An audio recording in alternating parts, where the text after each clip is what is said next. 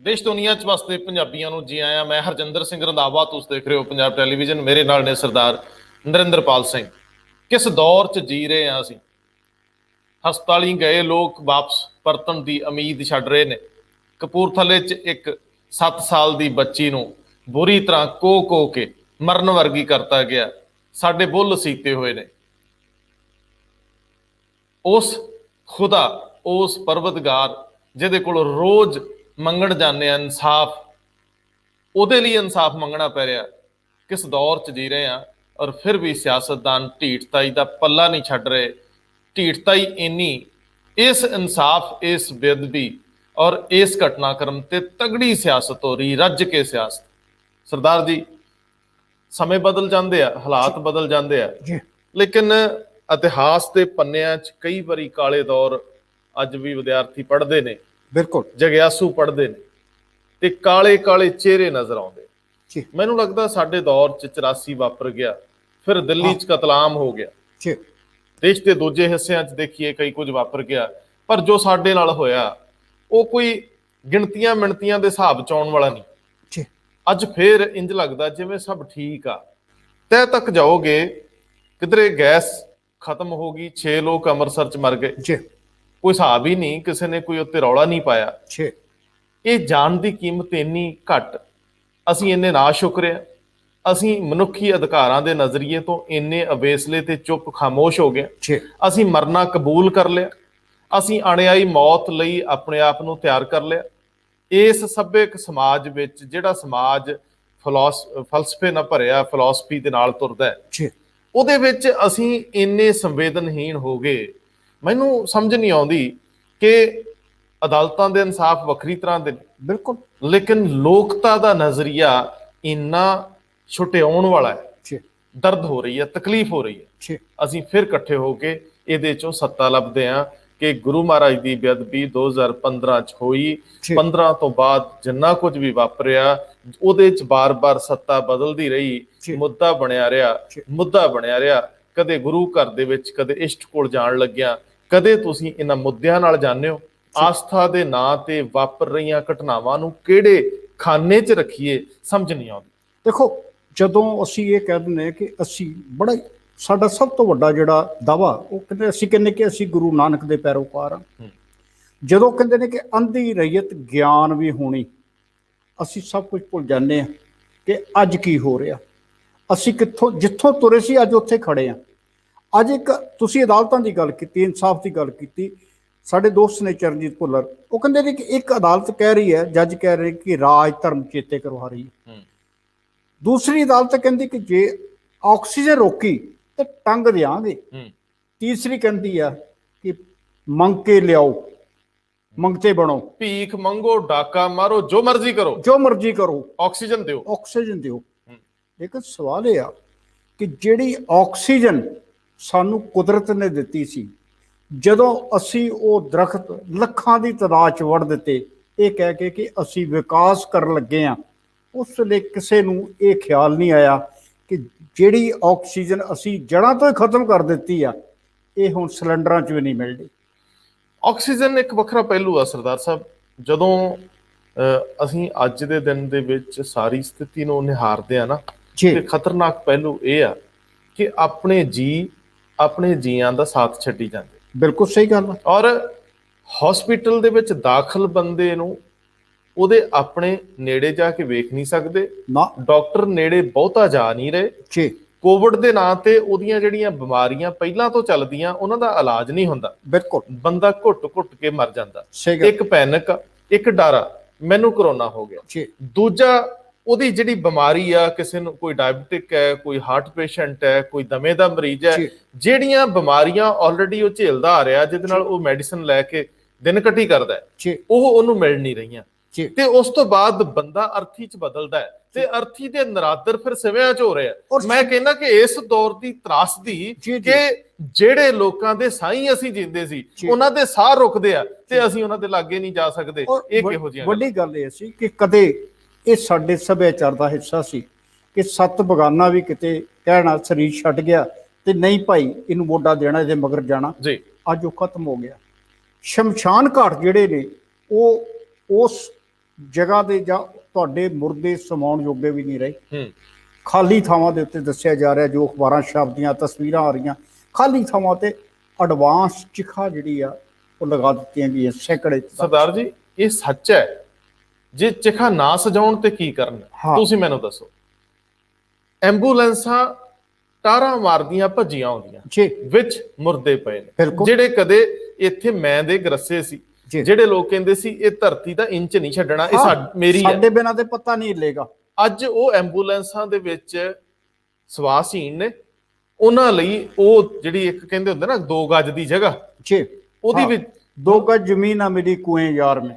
ਔਰ ਸਰਦਾਰ ਜੀ ਜਿਹੜੀਆਂ ਚਿਖਾ ਪਹਿਲਾਂ ਬਣੀਆਂ ਪਈਆਂ, ਜੇਕਰ ਤੁਸੀਂ ਚਿਖਾ ਬਣਾਉਣ ਲੱਗਦੇ ਹੋ, ਚਿੰਨ ਲੱਗਦੇ ਹੋ, ਹਰੇਕ ਦੀ ਜ਼ਿੰਦਗੀ ਚੋਂ ਪਾਲਾ ਇਹ ਕਿਸੇ ਨਾ ਕਿਸੇ ਆਪਣਾ ਪਿਆਰਾ ਗਵਾਇਆ ਹੁੰਦਾ ਹੈ। ਚਿਖਾ ਚਿਣਦਿਆਂ ਘੰਟਾ ਲੱਗਦਾ ਹੈ, ਅੱਧਾ ਘੰਟਾ ਲੱਗਦਾ। ਸੰਸਕਾਰ ਲਈ ਬਕਾਇਦਾ ਰਵਾਇਤਾਂ ਨੇ, ਲੇਕਿਨ ਅੱਜ ਦੌਰ ਇਹ ਆ ਮੁਰਦਾ ਲਿਆਓ, ਸੁੱਟੋ, ਅੱਗ ਲਾਓ ਤੇ ਜਾਓ।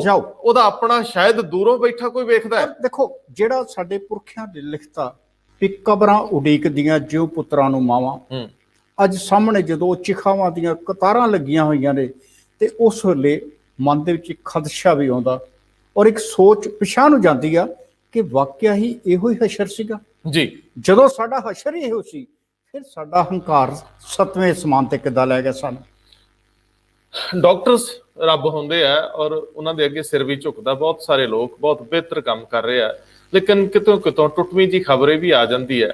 ਅੰਦਰ ਬੈਠੇ ਮਰੀਜ਼ ਨੂੰ ਪ੍ਰੋਪਰ ਖਾਣਾ ਨਾ ਮਿਲਿਆ, ਚਾਹ ਨਾ ਮਿਲੀ, ਉਹਨੂੰ ਪ੍ਰੋਪਰ ਉਹਦਾ BP ਚੈੱਕ ਨਾ ਹੋਇਆ, ਉਹਦੇ ਕੋਲ ਜਿਹੜਾ ਅਟੈਂਡੈਂਟ ਹੁੰਦਾ ਹੈ, ਜਿਹੜਾ ਵੀ ਸਟਾਫ ਹੁੰਦਾ ਹੈ, ਉਹ ਨਾ ਪਹੁੰਚਿਆ, ਬੰਦਾ ਹੋਰ ਹਿਰਖ ਜਾਂਦਾ ਹੈ, ਬੰਦਾ ਹੋਰ ਘਬਰਾ ਜਾਂਦਾ ਹੈ, ਬੰਦਾ ਇਹ ਸੋਚਦਾ ਕਿ ਮੇਰੀ ਮੌਤ ਹੁਣੇ ਆਈ, ਹੁਣੇ ਆਈ, ਹੁਣੇ ਆਈ। ਜਦੋਂ ਸਾਡੇ ਬ੍ਰੇਨ 'ਚ ਇਹ ਖਿਆਲ ਵੱਡੇ ਹੁੰਦੇ ਆ, ਉਦੋਂ ਸਾਡੀ ਬਾਡੀ ਇਮਿਊਨਿਟੀ ਸਿਸਟਮ ਤੋਂ ਪਾਸੇ ਚਲੀ ਜਾਂਦੀ ਹੈ। ਸਾਡੀ ਬਾਡੀ ਰਿਸਪੌਂਡ ਉਵੇਂ ਹੀ ਕਰਦੀ ਹੈ ਜਿਵੇਂ ਸਾਡਾ ਬ੍ਰੇਨ ਸੋਚਦਾ। ਇਹ ਮਨੋਵਿਗਿਆਨੀ ਕਹਿੰਦੇ ਆ, ਇਹ ਵੱਡੀਆਂ ਖੋਜਾਂ ਕਹਿੰਦੀਆਂ ਨੇ ਕਿ ਬੰਦੇ ਨੂੰ ਲੱਗਦਾ ਕਿ ਉਹ ਬਿਮਾਰ ਹੈ ਤੇ ਉਹ ਡੈਫੀਨੇਟਲੀ ਉਹਦਾ ਸਰੀਰ ਉਵੇਂ ਹੀ ਉਹਨੂੰ ਬਿਮਾਰ ਵਾਂਗ ਰਿਸਪੌਂਡ ਕਰਦਾ ਹੈ। ਇਸ ਵੇਲੇ ਉਹਨਾਂ ਲੋਕਾਂ ਨੂੰ ਮਦਦ ਦੀ ਲੋੜ ਆ ਜਿਹੜੇ ਹਸਪੀਟਲਸ ਪਏ ਨੇ, ਉਹਨਾਂ ਲੋਕਾਂ ਨੂੰ ਮਦਦ ਦੀ ਲੋੜ ਆ ਜਿਹੜੇ ਕਰੋਨਾ ਤੋਂ ਪੀੜਤ ਹੈ, ਘਰਾਂ 'ਚ ਨੇ, ਉਹਨਾਂ ਨੂੰ ਬਹੁਤ ਸਾਥ ਦੀ ਲੋੜ ਹੈ। ਬਹੁਤ ਸਾਰੇ ਲੋਕ ਬਚ ਸਕਦੇ ਸੀ ਜੇ ਉਹਨਾਂ ਨੂੰ ਸਮੇਂ ਰਹਿੰਦਿਆਂ ਹਮਦਰਦੀ, ਪਿਆਰ, ਹੌਸਲਾ ਦਿੰਦੇ।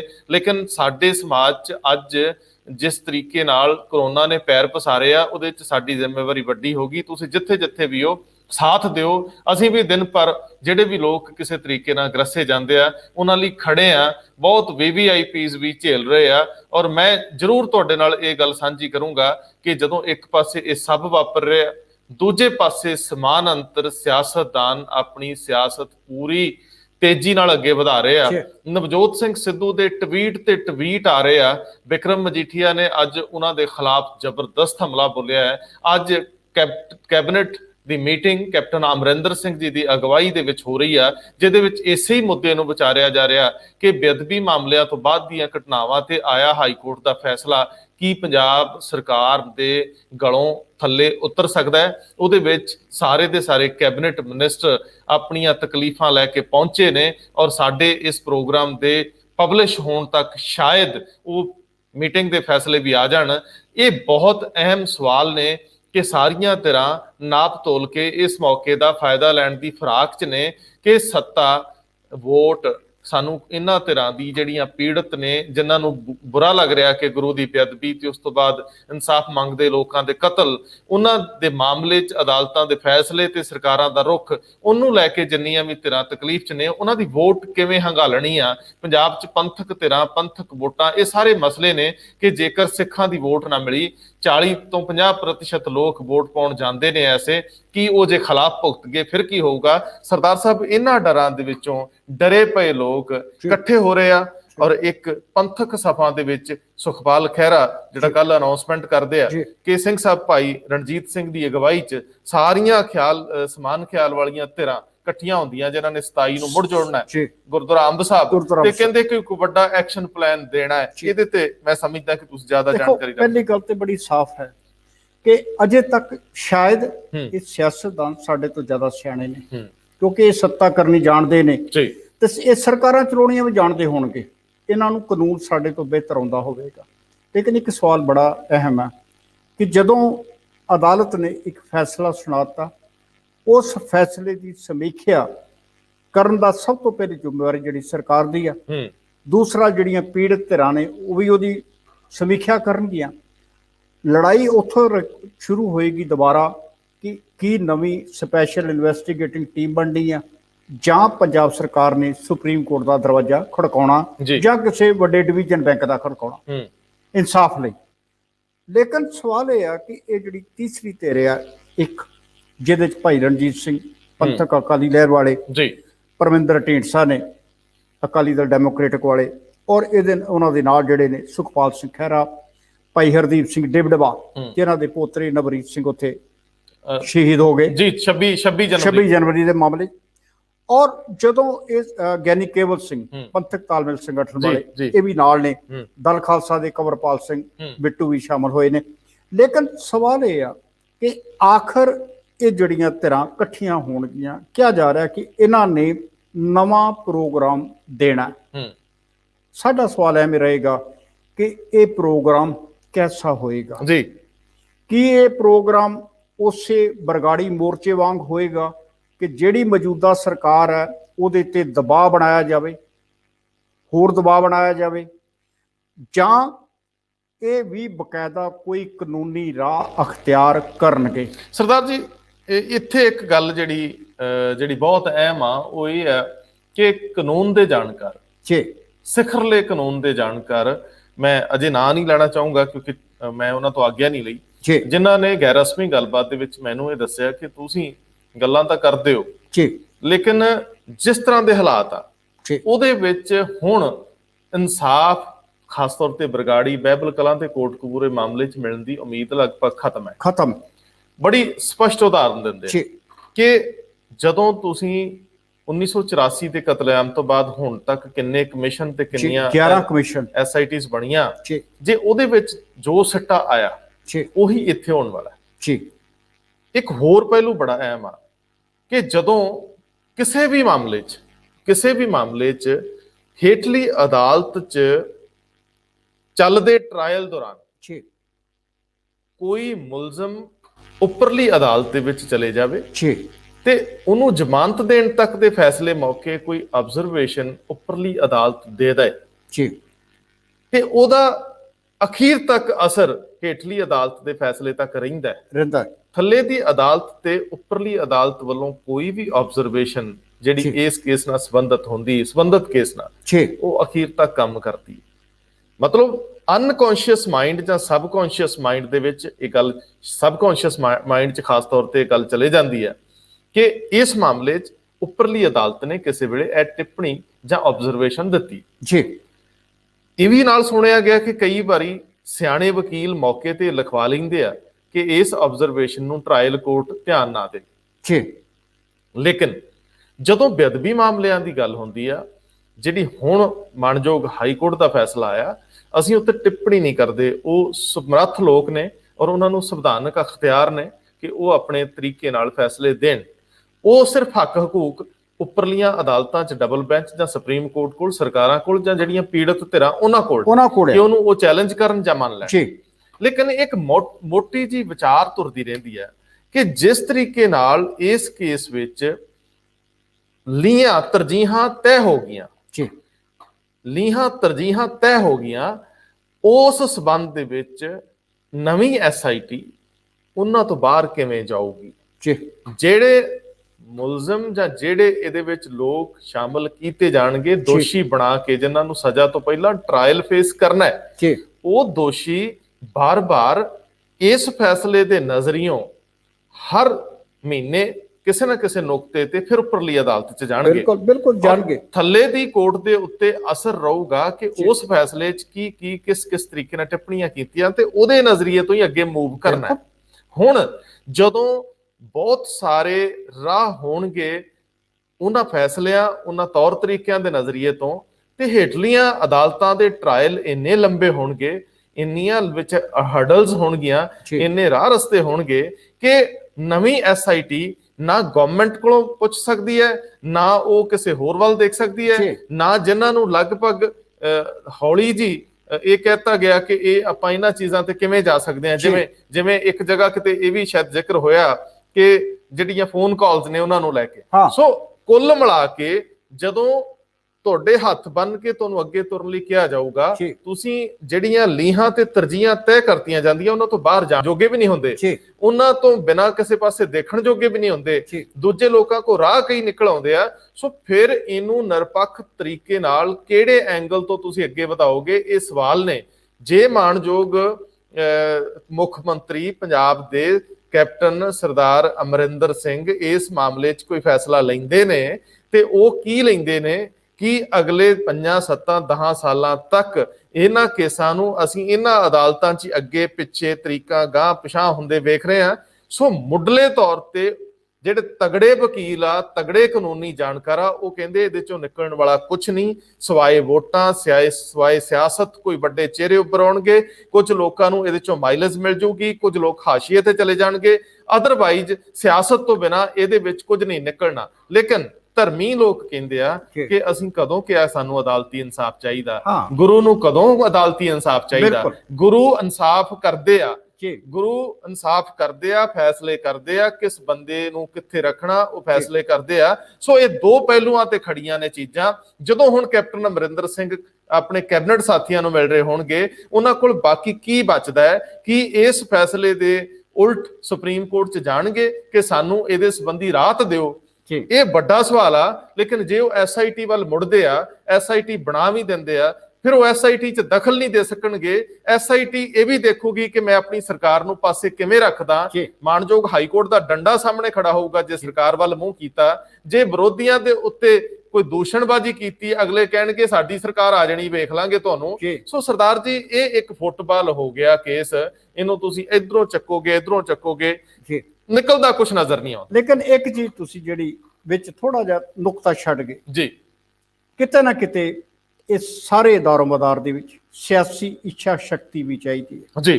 ਮਹਾਰਾਸ਼ਟਰ ਦੀ ਸਰਕਾਰ ਇੱਕ ਮਜ਼ਬੂਤ ਸਰਕਾਰ, ਕੀ ਹੋਇਆ ਕੀ ਸੀ ਕਿ ਇੱਕ ਜਿਹੜਾ ਕਮਿਸ਼ਨਰ ਪੁਲਿਸ ਹੈ ਉਹ ਜਾ ਕੇ ਅਦਾਲਤ ਕੋਲ, ਸੁਪਰੀਮ ਕੋਰਟ ਕੋਲ ਗਿਆ। ਪਹਿਲਾਂ ਚਿੱਠੀ ਲਿਖੀ, ਫਿਰ ਉਹ ਸੁਪਰੀਮ ਕੋਰਟ ਕੋ ਗਿਆ ਕਿ ਮੇਰੇ ਕੋਲੋਂ ਇਹ ਜਿਹੜਾ ਗ੍ਰਹਿ ਮੰਤਰੀ ਆ 1 ਮਹੀਨੇ ਦਾ 100 ਕਰੋੜ ਮੰਗ ਰਿਹਾ ਸੀ, ਇਸ ਕਰਕੇ ਸਾਡੇ ਨਾਲ ਵਰਤਾਰਾ ਸਹੀ ਨਹੀਂ ਹੈ। ਸੁਪਰੀਮ ਕੋਰਟ ਨੇ ਉੱਤੋਂ ਝਾੜ ਮਾਰੀ, ਸਾਡੇ ਕੋਲ ਕੀ ਲੈਣ ਆਏ ਹੋ, ਥੱਲੇ ਜਾਓ। ਥੱਲੇ ਗਏ, ਥੱਲੇ ਵਾਲਿਆਂ ਨੇ ਪਹਿਲਾਂ ਕਿਹਾ ਲਿਖ ਕੇ ਲਿਆਓ, ਲਿਖ ਕੇ ਦਿੱਤਾ। ਬਾਅਦ ਚ ਉਹਨਾਂ ਕਿਹਾ ਕਿ ਕੇਸ CBI 15 ਦਿਨ ਚ ਜਵਾਬ ਦੇਵੇ।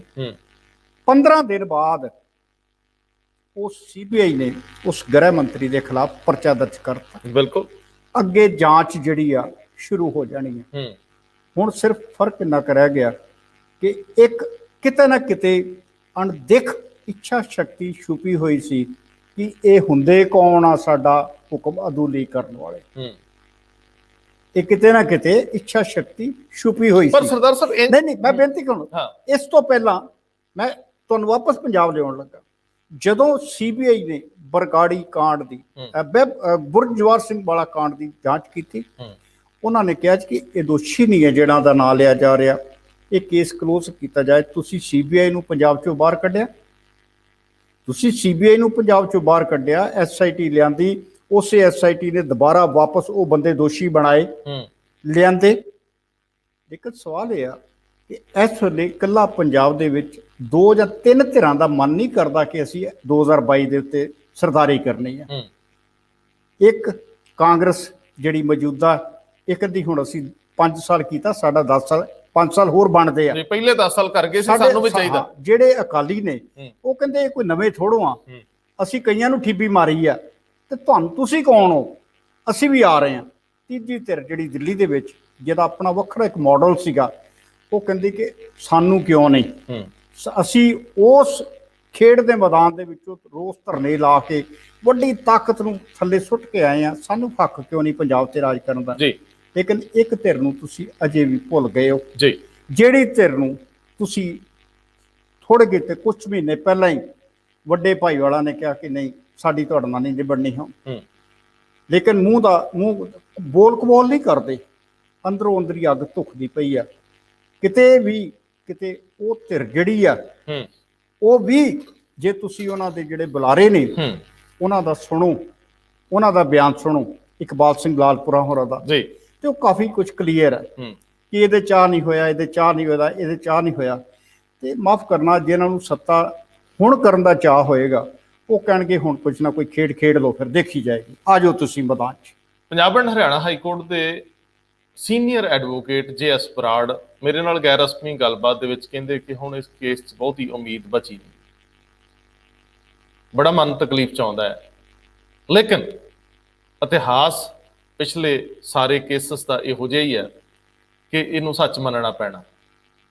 ਕੁੰਵਰ ਵਿਜੇ ਪ੍ਰਤਾਪ ਸ਼ਾਇਦ ਇਸ ਗੱਲ ਨੂੰ ਪਹਿਲਾਂ ਭਾਂਪ ਗਏ ਸੀ ਕਿ ਹੁਣ ਇਸ ਕੇਸ ਨੂੰ ਅੱਗੇ ਵਧਾਉਣ ਲੱਗਿਆਂ ਸ਼ਾਇਦ ਬਹੁਤ ਔਖਾ ਪੈਂਡਾ ਤੈਅ ਕਰਨਾ ਪੈਣਾ। ਇਸ ਕਰਕੇ ਉਹ ਮਜ਼ਬੂਤ ਇੱਛਾ ਸ਼ਕਤੀ ਦੀ ਜ਼ਰੂਰਤ ਰਹੇਗੀ। ਇੱਕ ਵੱਡੀ ਪੋਸਟ ਨੂੰ ਛੱਡ ਕੇ ਵਕਾਲਤ ਵਾਲੇ ਪਾਸੇ ਚਲੇਗੀ। ਹੁਣ ਦੇਖਣਾ ਤਾਂ ਇਹ ਵੀ ਹੈ ਕਿ ਕੁੰਵਰ ਵਿਜੇ ਪ੍ਰਤਾਪ ਕੀ ਇਸ ਕੇਸ ਦੇ ਵਿੱਚ ਅੱਗੇ ਆਪਣੇ ਆਪ ਨੂੰ ਸ਼ਾਮਲ ਕਰ ਸਕਣਗੇ ਜਾਂ ਨਹੀਂ। ਕੀ ਕੋਈ ਕੋਟਕਪੂਰੇ ਜਾਂ ਬਹਿਬਲ ਕਲਾ ਦੇ ਵਿੱਚ ਗੋਲੀकांड ਦੇ ਵਿੱਚ ਜ਼ਖਮੀ ਜਾਂ ਮਾਰੇ ਗਏ ਪਰਿਵਾਰ ਦਾ ਮੈਂਬਰ ਉਹਨਾਂ ਨੂੰ ਆਪਣਾ ਵਕੀਲ ਵੀ ਬਣਾ ਸਕਦਾ? ਕੀ ਉਹ ਹਾਈ ਕੋਰਟ ਦੇ ਵਿੱਚ ਇਸ ਤਰ੍ਹਾਂ ਦੀ ਕਿਸੇ ਧਿਰ ਵੱਲੋਂ ਪੇਸ਼ ਹੋਣਗੇ? ਦੇਖੋ, ਜਦੋਂ ਬਾਕੀ ਧਿਰਾਂ ਜਿਹੜੀਆਂ ਨੇ 4-4 5-5 ਵਕੀਲ ਕਰੀ ਬੈਠੀਆਂ ਨੇ, ਤੇ ਜਿਹੜੀ ਪੀੜਤ ਧਿਰ ਆ ਜਿਹਦਾ ਜੀ ਚਲੇ ਗਿਆ ਉਹਨੂੰ ਵੀ ਤੇ ਹੱਕ ਹੈ। ਉਹ ਕਹਿਣਗੇ ਠੀਕ, ਅਸੀਂ ਇਹਦੀ ਬਾਂਹ ਫੜਦੇ ਹਾਂ, ਸਾਨੂੰ ਇਸ ਮੁਕਾਮ ਤੱਕ ਲੈ ਆ ਜੀ। ਔਰ ਸਿਆਸਤ ਕਿਸੇ ਦੀ ਸਕੀ ਨਹੀਂ, ਇਹ ਸਾਰੇ ਕਹਿੰਦੇ ਆ ਤੇ ਜਾਣਦੇ ਵੀ। ਔਰੰਗਜ਼ੇਬ ਜਾਂ ਮੁਗਲ ਕਾਲ ਦੇ ਵਿੱਚ ਤੇ ਫਿਰ ਉਸ ਤੋਂ ਪਿੱਛੋਂ ਮਹਾਰਾਜਾ ਰਣਜੀਤ ਸਿੰਘ ਦੇ ਜਾਣ ਤੋਂ ਬਾਅਦ ਵਾਪਰੀਆਂ ਘਟਨਾਵਾਂ ਦੱਸਦੀਆਂ ਨੇ ਕਿ ਸੱਤਾ ਲਈ ਕੁਝ ਵੀ ਹੁੰਦਾ ਰਿਹਾ। ਅੱਜ ਆਪਣੇ ਘਰ ਦੇ ਵਿੱਚ ਕਲੇਸ਼ ਪਿਆ ਵੇਖ ਕੇ ਕਾਂਗਰਸੀਏ ਪਹਿਲਾਂ ਇੱਕ ਦੂਜੇ ਤੇ ਚੜੇ ਰਾਸ਼ਨ ਪਾਣੀ ਲੈ ਕੇ ਫਿਰ ਹੌਲੀ ਹੌਲੀ ਸਮਝਾਉਣ ਲੱਗੀ ਕਿ ਇਸ ਲੜਾਈ ਨੂੰ ਉੱਥੇ ਬਾਹਰ ਦੀ ਲੜਾਈ ਨੂੰ ਘਰ 'ਚ ਨਾ ਵਾੜੀਏ। ਹੁਣ ਵੇਖੋ ਥੋੜੀ ਦੇਰ 'ਚ ਉਹਨਾਂ ਦਾ ਫੈਸਲਾ ਕੀ ਆਉਂਦਾ ਹੈ। ਅਕਾਲੀਆਂ ਨੂੰ ਸ਼ਾਇਦ ਇਸ ਗੱਲ ਦੀ ਸਮਝ ਹੀ ਨਹੀਂ ਆਈ ਕਿ ਜੇ ਇਸ ਮਾਮਲੇ 'ਚ ਚੁੱਪ ਹੀ ਕਰ ਰਹਿੰਦੇ ਤੇ ਸ਼ਾਇਦ ਉਹਨਾਂ ਰੌਲਾ ਰੱਪਾ ਉਹਨਾਂ ਦੇ ਖਿਲਾਫ ਨਹੀਂ ਸੀ ਪੈਣਾ। ਬਿਲਕੁਲ। ਲੇਕਿਨ ਕਹਿੰਦੇ ਨਾ ਕਿ ਜਿਹੜੀ ਹੋਣੀ ਆ, ਜਿਹੜੀ ਕੋਈ ਵਿਧਾਨ ਹੈ ਕਾਰਜ, ਉਹ ਇੱਕ ਉੱਪਰ ਵੀ ਹੈ। ਬਿਲਕੁਲ। ਕਈ ਵਾਰੀ ਤੁਹਾਨੂੰ ਉਹਨਾਂ ਰਾਵਾਂ ਤੇ ਤੋਰਦੀ ਜਿੱਥੇ ਉਹਨੇ ਤੋਰਨਾ ਹੁੰਦਾ। ਬਿਲਕੁਲ। ਤੁਸੀਂ ਬਥੇਰਾ ਬਚਨੇ ਹੋ, ਔੜ ਪੌੜ ਕਰਦੇ ਹੋ, ਪਤਾ ਉਦੋਂ ਲੱਗਦਾ ਕਿ ਯਾਰ ਇਹ ਤਾਂ ਫੈਸਲਾ ਬੜਾ ਖੂਬਸੂਰਤ ਲਿਆ ਸੀ ਤੇ ਪਹੁੰਚ ਗਏ ਸਿਵਿਆਂ ਦੇ ਰਾਹ। ਜੀ। ਅੱਜ ਪੰਜਾਬ ਦਾ ਰਾਜਨੀਤਿਕ ਦ੍ਰਿਸ਼ ਭਾਵੇਂ 2015 ਚ ਵਾਪਰੀਆਂ ਘਟਨਾਵਾਂ ਨਿਰਧਾਰਤ ਕਰ ਰਹੀਆਂ, ਕਿਤੇ ਕਿਤੇ ਇੰਝ ਲੱਗਦਾ ਕਿ ਸ਼ਾਇਦ ਗੁਰੂ ਨੂੰ ਇਹ ਭਾਉਂਦਾ ਹੈ ਕਿ ਕੁਝ ਐਸੇ ਲੋਕ ਵੀ ਵਿੱਚ ਆ ਜਾਣ, ਕੋਈ ਚਮਤਕਾਰ ਵੀ ਹੋ ਸਕਦਾ ਹੈ। ਪੰਜਾਬ ਨੂੰ ਕੋਈ ਨਵੀਂ ਧਿਰ ਬਣਨ ਦੀ ਮਿਲਣ ਦੀ ਉਮੀਦ ਜਾਗ ਪਈ। ਮੈਂ ਸ਼ੁਰੂ ਦੇ ਵਿੱਚ ਗੱਲ ਕੀਤੀ ਸੀ, ਉਹਦੇ ਚ ਇੱਕ ਪੱਖ ਮੈਂ ਛੱਡ ਗਿਆ ਜਿਹੜਾ ਮੇਰੇ ਧਿਆਨ ਚ ਸੀ, ਅੱਜ ਸਵੇਰ ਦਾ ਮੇਰੇ ਬ੍ਰੇਨ ਚ ਬਾਰ-ਬਾਰ ਆਈ ਜਾਂਦਾ ਸੀ ਕਿ ਜਿਹੜੇ ਮਰ ਗਏ ਬਾਰਡਰਸ ਤੇ ਬੈਠੇ, ਜਿਨ੍ਹਾਂ ਨੇ ਸਿਵੇ ਦੀ ਅੱਗ ਸੇਕੀ, ਕਿਸਾਨ ਪਰਿਵਾਰਾਂ ਨੇ, ਉਹਨਾਂ ਦੂਰਗਿਆਂ ਦੀ ਮੁਸ਼ਕਲ ਆ, ਅੱਜ ਉਹ ਦੂਰ ਬੈਠੇ ਆ। ਇੱਕ ਮਹਾਮਾਰੀ ਉਹ ਵੀ ਆ ਕਿ ਲੱਖਾਂ ਲੋਕ ਘਰ, ਚੰਗੇ ਭਲੇ ਘਰ, ਸਰਦਾਰੀਆਂ ਛੱਡ ਕੇ ਟਰਾਲੀਆਂ 'ਚ ਬੈਠੇ। ਇਹ ਮੇਰੇ ਦੇਸ਼ ਦੀ ਇਸ ਤੋਂ ਮਾੜੀ ਤਸਵੀਰ ਕੀ ਹੋ ਸਕਦੀ ਹੈ ਕਿ ਨਾ ਪੰਜਾਬ ਵਾਲੇ ਨਾ ਦਿੱਲੀ ਵਾਲੇ ਕਦੇ ਉਧਰ ਹੁਣ ਇੱਕ ਕਦਮ ਵੀ ਵਧਾਉਂਦੇ, ਤੇ ਸਾਡੇ ਵਰਗੇ ਵੀ ਮਤਲਬ ਪ੍ਰਸਤ ਲੋਕ ਹੈ, ਅਸੀਂ ਵੀ ਹੁਣ ਉਹਨਾਂ ਦਾ ਨਾਂ ਲੈਣਾ ਭੁੱਲ ਗਏ, ਗੱਲ ਕਰਨੀ ਘਟ ਗਏ, ਕਿਉਂਕਿ ਹੁਣ ਉਹ ਭਖ ਦਾ ਮੁੱਦਾ ਨਹੀਂ ਰਿਹਾ, ਲੋਕਾਂ ਨੂੰ ਇੰਝ ਲੱਗਦਾ। ਲੇਕਿਨ ਇਹ ਬਹੁਤ ਔਖਾ ਸਫ਼ਰ ਹੈ ਇਹਨਾਂ ਦਿਨਾਂ 'ਚ ਪੰਜਾਬੀ ਜੋ ਹੰਢਾ ਰਹੇ ਆ। ਸਾਬਤ ਕਦਮੀ ਰਿਓ, ਤੁਰਦੇ ਰਿਓ, ਮੰਜ਼ਿਲ ਮਿਲਦੀ ਹੁੰਦੀ ਆ, ਦੇਰ ਸਵੇਰ ਮਿਲਦੀ ਹੀ ਹੁੰਦੀ ਆ, ਇਹ ਸੱਚ ਆ। ਤੇ ਮੈਨੂੰ ਇੰਝ ਲੱਗਦਾ ਹੈ ਕਿ ਇਹ ਸਾਡੇ ਪ੍ਰਵਚਨ ਨਾ ਹੋ ਕੇ ਜ਼ਿੰਦਗੀ ਦੇ ਨਿਚੋੜ ਨੇ ਕਿ ਕਦੇ ਵੀ ਵਿਖੜੇ ਪੈਂਡਿਆਂ ਤੋਂ ਬਾਅਦ ਵਿਖੜਾ ਰਸਤਾ ਨਹੀਂ ਹੁੰਦਾ, ਚੰਗਾ ਹੀ ਹੁੰਦਾ। ਮਿਹਰਬਾਨੀ।